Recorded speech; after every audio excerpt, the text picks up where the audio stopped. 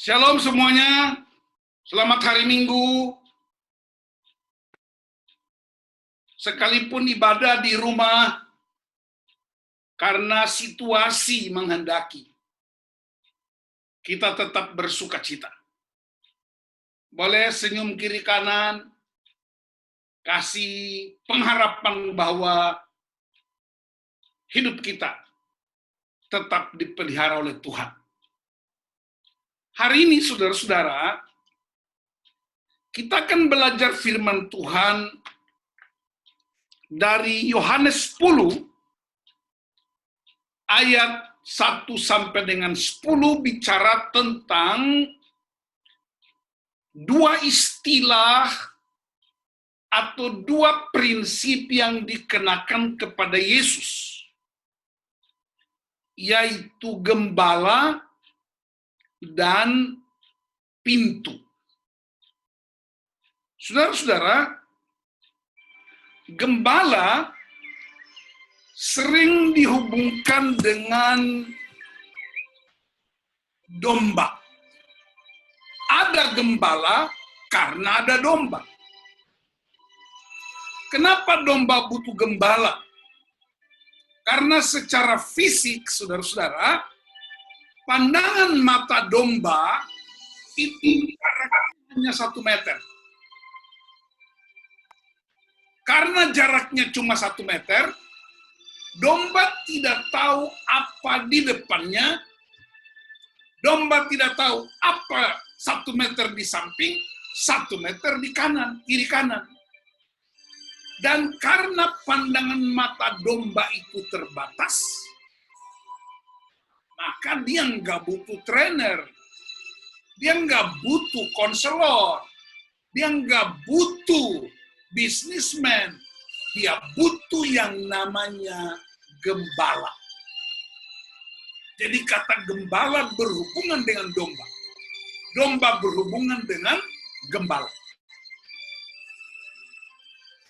Nah, siapakah gembala? Penulis Mazmur 23 memberi gambaran yang sangat jelas. Ketika dia menggembalakan domba-domba, kemudian dia mengekspresikan Tuhan sebagai gembala yang baik. Dia bilang begini, Tuhan adalah gembala yang baik. Dia menuntun aku ke air yang tenang. Dia membimbing aku ke padang yang berumput hijau. Jadi ternyata tugas gembala ialah menuntun, membimbing untuk memenuhi kebutuhan hidup para domba.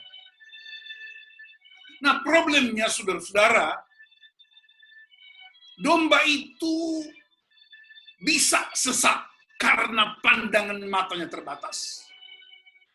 Domba itu bisa diterkam binatang-binatang buas seperti serigala atau anjing hutan. Domba juga bisa masuk ke jurang karena dia tidak bisa melihat dengan jauh. Karena itu bagaimana caranya? Gembala menyediakan rumput yang hijau, dan dia menuntun mereka untuk menikmati makanan mereka. Bagaimana dengan minum? Saudara-saudara, di zaman Perjanjian Lama, di zaman Daud, itu air selalu terjun dari atas ke bawah.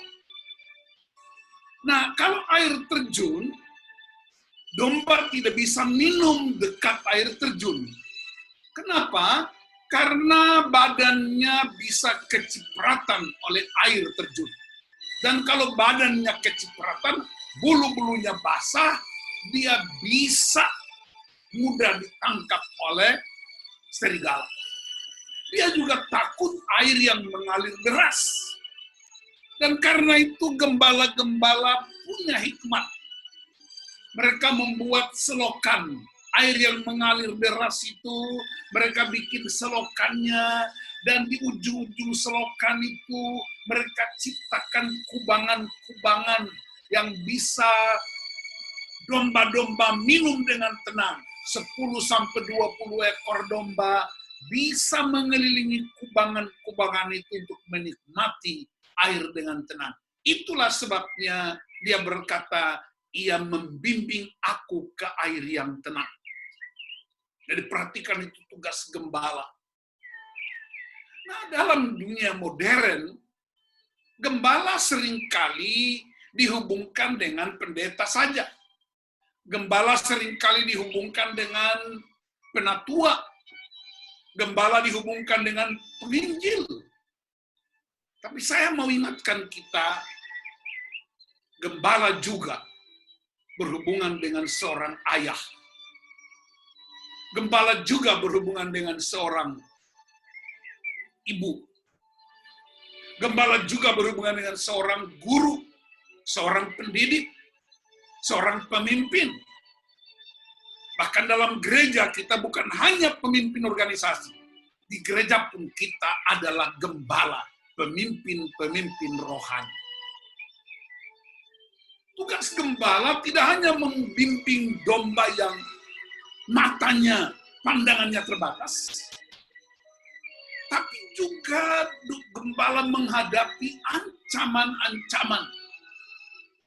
Ancaman salju di malam hari, ancaman panas waktu siang, ancaman binatang-binatang buas dan binatang-binatang liar yang sewaktu-waktu menerkam para domba, tapi juga ancaman para pencuri dan perampok. Karena domba itu sangat mahal, dagingnya diperlukan, air susunya dibutuhkan, bahkan bulu-bulunya. Sehingga domba menjadi incaran, tidak hanya binatang buas, tapi juga para perampok dan pencuri. Jadi tugas gembala itu sekali lagi tidak semata-mata urusan pendeta, penatua, diaken, tapi juga urusan ayah, urusan ibu, urusan pemimpin-pemimpin di lingkungan yang sangat kecil. Yang kedua, saudara-saudara, kata pintu. Di zaman Perjanjian Lama, itu pintu adalah gerbang utama untuk melindungi sebuah kota. Masyarakat dalam sebuah kota merasa aman karena pintu gerbangnya kokoh dan ada penjaga-penjaga pintu kota. Sehingga kalau Anda mau menang, caranya ialah harus mengalahkan penjaga pintu. Pintunya didobrak dan rakyat pasti takut. Nah, dalam hubungan dengan domba, di zaman Yesus, saudara-saudara, ada dua jenis kandang. Kandang yang pertama itu domba-domba milik kita, bahkan milik tetangga, bisa kandang bersama. Dan ada penjaganya di situ, penjaganya kenal gembala-gembala domba, dan mereka datang ke kandang itu meminta penjaga untuk membuka pintu, supaya mereka membawa domba-domba untuk menikmati makanan dan minuman, dan menikmati udara yang segar. Pada malam hari, domba-domba itu dibawa lagi masuk ke dalam kandang. Itu yang Yesus katakan dalam ayat 1 dan 2 pembacaan kita. Tetapi ada jenis kandang yang kedua, yaitu ada domba-domba yang pada waktu malam mereka nggak kembali ke kandang. Maka para gembala menyediakan di bukit-bukit ada kandang-kandang kecil. Untuk apa? supaya domba-domba yang tersesat ke bukit-bukit batu yang tidak bisa pulang malam itu, mereka bisa masuk ke kandang-kandang kecil yang tersedia. Nah, bagaimana pintunya?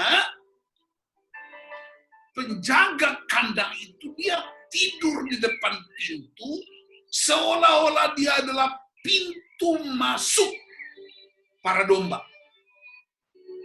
Sehingga domba-domba itu mengenal gembalanya dan mereka dengan tenang bisa masuk karena gembalanya atau penjaga pintunya memberi akses buat mereka masuk, menikmati kenyamanan. Dan waktu pagi dia membuka diri lagi dan domba-domba keluar. Itu alasan kedua kenapa Yesus berkata, "Akulah pintu." Nah, saudara-saudara, dari dua konteks ini, prinsip gembala dan prinsip pintu, mari kita pelajari apa gunanya buat kita di tengah-tengah kehidupan hari-hari ini, secara khusus dalam krisis pandemi yang sedang dialami dunia. Yesus bilang, "Akulah pintu itu." Pintu bicara tentang akses masuk dan keluar. Dan orang Israel mengerti betul keluar masuk. Itu sebabnya di kitab Ulangan 28, di kitab Mazmur 121, disebutkan Tuhan akan menjaga keluar masukmu. Jadi masuknya dengan tenang untuk menikmati kenyamanan, tetapi kemudian besok keluar dengan sukacita untuk menikmati dan menyebarkan kebaikan. Jadi pintu adalah akses satu-satunya. Tapi kenapa banyak orang bisa sesat? Kenapa banyak orang bisa lari? Kenapa banyak orang bisa bermasalah? Karena dia suka ciptakan pintu sendiri. Bikin pintu samping, kadang-kadang bikin pintu belakang. Makanya kita menjadi tidak tenang. Dalam keadaan-keadaan yang kita hadapi, orang bergeser mencari pintu yang lain. Mengandalkan diri sendiri, tidak lagi terikat pada pintu utama. Kita mesti punya keyakinan yang kokoh sebagai domba, bahwa pintu satu-satunya, pintu utamanya, hanya Yesus Kristus. Bilang amin. Haleluya. Semalam, saudara-saudara, saya mendapatkan data-data yang sangat aktual akibat pandemi, akibat dari stay at home. Banyak orang yang tidak punya pintu yang jelas, banyak orang yang tidak punya kebenaran yang kuat. Sekjen PBB Antonio Guterres, dia menerangkan dengan begitu tegas, akibat dari pandemi ini, terjadi tekanan-tekanan jiwa, terjadi tekanan-tekanan sosial, dan yang paling tinggi ialah KDRT, kekerasan dalam rumah tangga. Mereka merilis hasil survei dari sebuah lembaga internasional.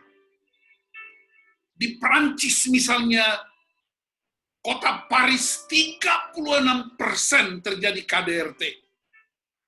Di Brasil 45-50%. Di Spanyol ada suami yang bunuh istri karena tidak sanggup lagi menjawab tuntutan-tuntutan. Di Inggris 65%. Di Cina, Hubei, asal mula pandemi ini 90% KDRT. Di Amerika, di Oregon 2 kali lipat. Di Australia 40%. Di Indonesia, Lembaga Simfoni, Departemen Anti Kekerasan PPA, pada bulan Maret sampai dengan April, ada 275 kasus. KDRT korbannya adalah wanita dan anak-anak. Karena kebutuhan ekonomi yang mendesak. Karena tekanan psikis. Karena tuntutan-tuntutan yang begitu hebat. Saya percaya satu hal. Kalau kita punya kebenaran firman Allah yang kuat, kalau kita mengerti pintu masuk, kita mengerti pintu keluar, maka kasus-kasus itu tidak mungkin kita alami. Kenapa? Karena Kristuslah jalan satu-satunya. Kristuslah pintu utama. Kristuslah sumber segala sesuatu. Dia tidak hanya gembala yang menuntun kita. Dia tidak hanya gembala yang menyelamatkan kita. Dia tidak hanya gembala yang menjawab kebutuhan. Tetapi dia akses utama, akses satu-satunya masuk dan keluar. Maka ketika kita masuk ke dalam rumah kita, membangun hubungan dengan gembala, sediakan mesbah-mesbah keluarga dengan gembala, berseru kepadanya, jiwamu dilepaskan, ketakutanmu disingkirkan, kekhawatiranmu terjawab. Dan ketika Anda keluar, Anda memamerkan siapakah gembalamu, siapakah pintu itu. Saudara-saudara yang dikasihi Tuhan, hari-hari ini, di tengah-tengah situasi yang luar biasa ini, justru ada pencuri dan perampok, ada predator. Bantuan-bantuan pemerintah pusat, provinsi, kabupaten, kota. Kita mendengar informasi laporan televisi, laporan pandangan mata, disalahgunakan, diambil untuk diri sendiri. Itu predator-predator masa kini yang mematikan lebih bahaya dari pandemi COVID-19. Dan saya berdoa supaya anak-anak Tuhan, supaya orang-orang percaya, supaya gereja, supaya GKO Sola Gracia, kita menjadi orang-orang yang melepaskan berkat. Karena kita punya hubungan yang intim dengan Sang Gembala Agung. Kita tahu betul pintu masuk dan keluar. Karena itu saudara-saudara, dalam renungan pagi ini, saya ingin mengingatkan beberapa hal penting buat kita. Yang pertama, jadilah domba yang mau dituntun. Saya ulangi, jadilah domba yang bersedia untuk dituntun oleh firman Allah. Jadilah domba yang mengenal siapa gembalamu dan siapakah pintumu. Dan gembala kita ialah Yesus Kristus. Dengan firman-Nya, dengan kebenarannya, dengan hidupnya, dengan kuasanya. Tapi dia adalah pintu akses satu-satunya. Maka dalam situasi ini, dengarlah suara gembala. Dengarlah firman Tuhan. Sebarkanlah berita baik buat dunia yang sedang gelisah. Karena Yesus berkata, pencuri dan perampok datang untuk membinasakan. Tetapi aku datang untuk memberi hidup, dan hidup yang penuh kelimpahan. Karena itu sumber kita hanya satu. Nah, firman Allah itu, sumber itu diwakilkan kepada para pelayan. Diwakilkan kepada gembala sidang, diwakilkan kepada para penatua, diwakilkan kepada orang tua. Maka marilah kita menjadi gembala-gembala kecil di rumah kita, gembala-gembala kecil di gereja kita yang terikat seutuhnya pada gembala agung. Hindarilah spirit Herodes dan Pilatus. Herodes dan Pilatus itu musuh bebuyutan. Tapi ketika datang Yesus, mereka berdua bersepakat untuk menghadapi common enemy. Bayangkan musuh bebuyutan. Ketika datang Yesus, mereka dua bersatu untuk melawan Yesus. Apa musuh utama kita sekarang ini? Bukan sekedar COVID-19.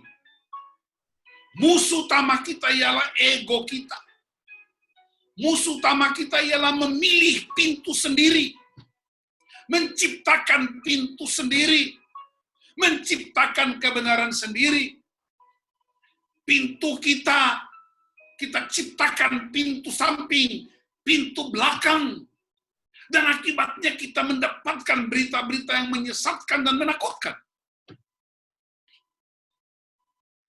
Musuh kita ialah kesombongan kita. Ingin untuk menang sendiri. Mestinya situasi ini membuat kita tundukkan kepala. Kita bersujud di hadapan Tuhan. Dan kita berkata, Tuhan ampuni kami, Tuhan kasihani kami. Itulah caranya mengerti siapa gembala kita dan apakah pintu masuk kita.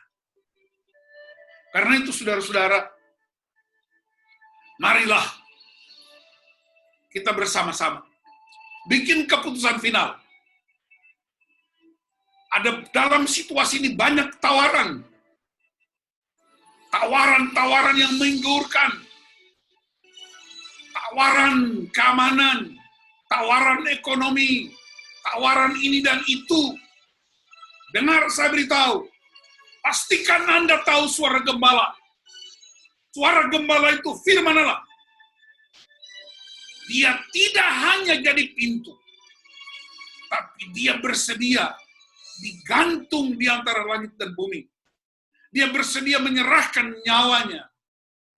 Dia bersedia mati untuk membuat akses kita berjumpa dengan Bapa di sorga.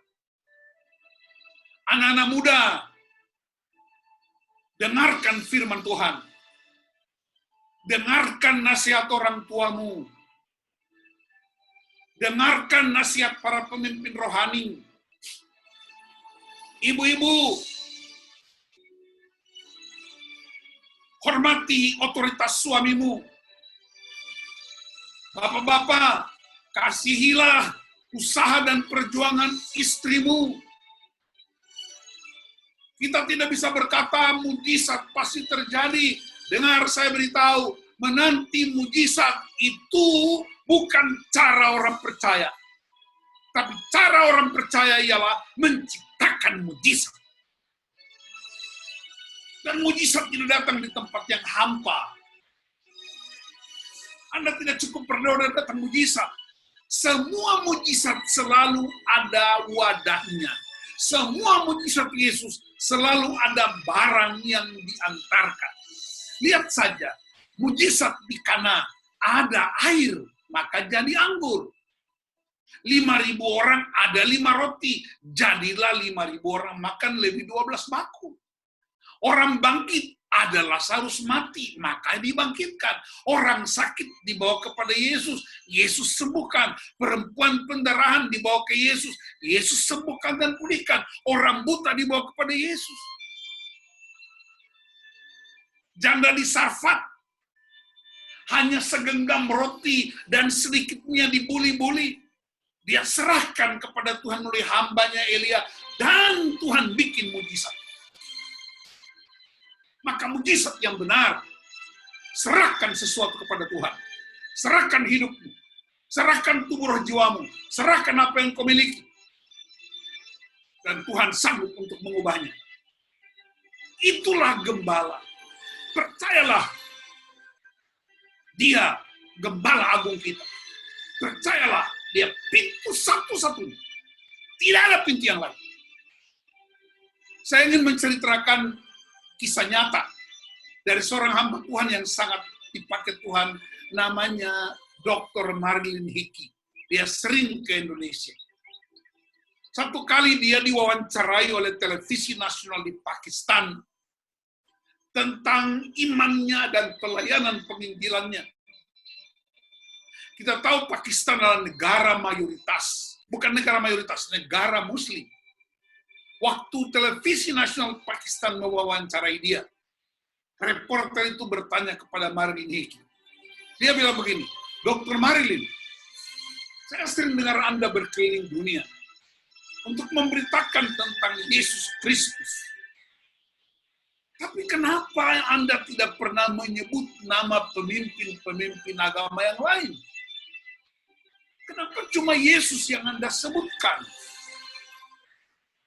Marilyn Hickey merasa pertanyaan itu sangat berbahaya karena ditanyakan di sebuah negara yang sangat kuat dengan ajaran agama yang lain. Marilyn berdoa di hatinya, tiba-tiba reporter berkata, kita jeda sejenak karena ada iklan. Disitulah Marilyn minta hikmat dari Tuhan. Ketika iklan selesai, reporter mengulangi pertanyaannya. Dr. Marilyn, coba Anda terangkan, kenapa Anda berkeliling dunia hanya menyebut nama Yesus Kristus, tidak pernah menyebut nama tokoh-tokoh yang lain? Lalu Marilyn dengan tenang, dengan hikmat menjawab, tanpa melukai orang lain, tetapi dia konsisten. Dia bilang begini, sejak saya kecil, sampai sudah usia ini, saya tidak punya pengalaman apapun dengan pemimpin-pemimpin itu. Saya hanya punya pengalaman iman bersama dengan Tuhan Yesus Kristus. Melalui keluarga saya, melalui pemimpin-pemimpin rohani saya, melalui saya hari ini. Sehingga hanya Yesus Kristus yang bisa saya ucapkan dan saya ceritakan di mana-mana dalam keadaan apapun. Jawaban yang penuh hikmat. Maka hari ini saya mau ingatkan kita semua, hanya Yesus Kristus Tuhan. Tekanan-tekanan sosial, tekanan-tekanan psikologis, tekanan-tekanan ekonomi bisa kita hadapi. Bagaimana caranya? Datang ke Sang Gembala. Suami istri bersama anak-anak masuk ke dalam kamar, bersujud di hadapannya dan berkata kepada dia, Tuhan, Engkau gembala kami. Ini yang kami punya. Kami percaya Engkau gembala, bukan hanya gembala baik, tapi gembala yang sangat baik. Tahun 60-an ada sidang raya PGI di Jakarta. Dan sidang raya DGI waktu itu tahun 60-an saya belum lahir. DGI Dewan Gereja Indonesia mengundang Presiden Soekarno untuk membuka sidang raya dengan tema Yesus Kristus Gembala yang baik. Ketika Presiden Soekarno hendak menyampaikan sambutannya, dia mengoreksi tema Dewan Gereja Indonesia pada waktu itu di Istora Senayan. Presiden Soekarno berkata begini, tema ini salah. Yesus Kristus bukan gembala yang baik. Tapi Presiden Soekarno berkata, Yesus Kristus adalah gembala yang sangat baik. Dan seluruh stadion bersorak bertepuk tangan, diucapkan oleh seorang pemimpin. Dia tidak mengalami Yesus, tapi dia mengucapkannya sebagai sebuah komitmen yang hebat buat gereja. Dan karena itu hari ini saya mau ingatkan kita, Yesus tidak hanya baik, tapi dia sangat baik dan sangat luar biasa. Dialah gembala kita, dia menjaminkan kita. Saya tidak bisa menjamin apa-apa. Ibu gembala tidak bisa menjamin apa-apa. Ketua majelis tidak bisa menjamin apa-apa. Karena kita semua terbatas. Tapi saya ingin pastikan buat saudara, dari pengalaman iman saya waktu masih kecil, bersama ayah saya seorang hamba Tuhan, pengalaman saya berkuliah, pengalaman saya merantau, pengalaman saya memimpin gereja, pengalaman saya bersama keluarga saya hanya mau beritahu saudara, Yesus Kristus satu-satunya. Tidak ada yang lain. Dia gembala yang sangat baik. Dia pintu utama dan satu-satunya. Sehingga kami bisa masuk dan keluar. Masuk dengan tenang dalam lindungannya. Keluar dengan sukacita. Dan menyebarkan kabar baik buat orang lain. Karena itu, mari sesama domba, jangan saling menghakimi. Sesama domba, jangan saling rebutan rumput. Sesama domba, jangan saling sikut-sikutan. Tapi sesama domba, kita mengikuti tuntunan gembala untuk menikmati hidup yang penuh kelimpahan. Tidak hanya kelimpahan badani, tidak hanya kelimpahan jiwani, tidak hanya kelimpahan rohani, tetapi juga kelimpahan hidup bersama Bapa di sorga pada waktu dia datang. Seperti yang difirmankannya, ketika aku datang, aku akan membawa engkau ke tempat di mana aku bersama Bapa. Tuhan memberkati saudara-saudara, supaya kita terus dengan komitmen di tengah pandemi ini. Tidak ada pilihan lain, hanya Yesus Kristus Tuhan. Gembala agung kita, pintu akses satu-satunya yang menjawab semua doa dan pergumulan kita. Tuhan Yesus memberkati kita semua. Haleluya. Amin.